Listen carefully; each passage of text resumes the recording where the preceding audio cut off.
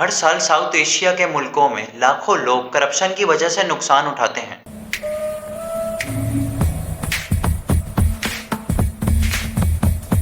कभी सोचा कि ये सिर्फ कुछ अफराद की गलती नहीं है, ये पूरे सिस्टम का एक हिस्सा है। ये एक सिस्टम का मसला है, ऐसा सिस्टम जो करप्शन को जन्म देता है, सस्टेन करता है और कभी खत्म नहीं होने देता। आज हम इस वीडियो में समझेंगे कि क्यों ये साइकिल कभी नहीं रुकती और कैसे साइकोलॉजिकल, सोशल और थ्योरेटिक फैक्टर्स इसे जिंदा रखते हैं। जब भी हम करप्शन की बात करते हैं, अक्सर हेडलाइंस में सिर्फ स्कैंडल्स और अफराद दिखाए जाते हैं, जैसे मिनिस्टर्स, ऑफिसर्स और बिजनेसमैन। लेकिन ये एक सुपरफिशियल पर्सपेक्टिव है। अगर हम सिर्फ अफराद को ब्लेम करेंगे तो हम असली वजह मिस कर रहे हैं और सिस्टम इसे सस्टेन करता है। लेकिन ये सिस्टम कैसे काम करता है, इसका जवाब है ब्यूरोक्रेसी, पॉलिटिकल इंसेंटिव्स और इंसानी साइकोलॉजी। साउथ एशियन ब्यूरोक्रेसीज अक्सर हायरार्किकल और रिजिड होती है। ये सिस्टम सिर्फ ऑर्डर्स फॉलो करने के लिए बना है, ना कि अकाउंटेबिलिटी शो करने के लिए। जब ये ऑफिसर को लो पे मिलता है और उसके ऊपर अनरियलिस्टिक टारगेट्स होते हैं तो उसे ब्राइब लेना नेचुरली लगता है।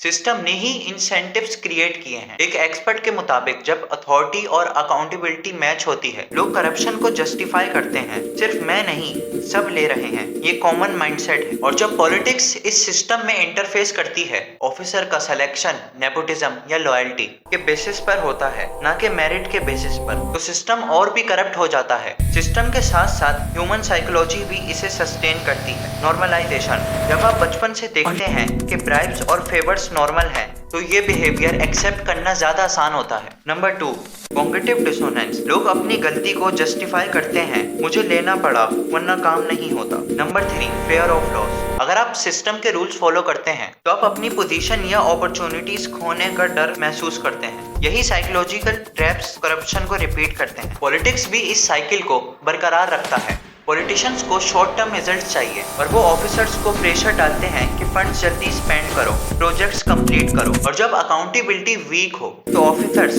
शॉर्टकट और करप्शन के थ्रू काम कंप्लीट करते हैं। इस तरह एक विशियस साइकिल बनता है। अब कुछ रियल लाइफ एग्जांपल्स देखते हैं। Example 1, India 2G spectrum scam. Billions का लॉस हुआ, लेकिन higher political authority really accountable हुई। सिस्टम ने लूप होल्स एक्सप्लॉइट किए। Number 2 example, Pakistan rental power projects, massive corruption expose, लेकिन पॉलिसी डिजाइन और वीक ओवरसाइट ने सिस्टम को प्रोटेक्ट किया। ये केसेस सिर्फ स्कैंडल्स नहीं, ये सिस्टम फेलियर्स भी हैं। अगर सिस्टम डिजाइन और इंसेंटिव्स चेंज नहीं होंगे तो ये इंसिडेंट्स बार बार रिपीट होंगे। पब्लिक भी अनडायरेक्टली इसे सस्टेन करती है। जब सिटीजन शॉर्टकट लेने को नॉर्मल समझते हैं या ब्राइब देने को मान लेते हैं तो सिस्टम ऑटोमेटिकली रेनफोर्स होता है। करप्शन एक कलेक्टिव बिहेवियर बन जाता है, हर लेवल पे रेप्लिकेट होता है। तो सवाल ये है कि करप्शन कब खत्म होगी? सिर्फ अपराध को ब्लेम करने से कुछ नहीं होगा। सिस्टमेटिक रिफॉर्म, ट्रांसपेरेंसी और अकाउंटेबिलिटी का होना जरूरी है और ह्यूमन बिहेवियर को समझना इक्वली जरूरी है। इक्वलाइजेशन, कॉग्निटिव बाइस और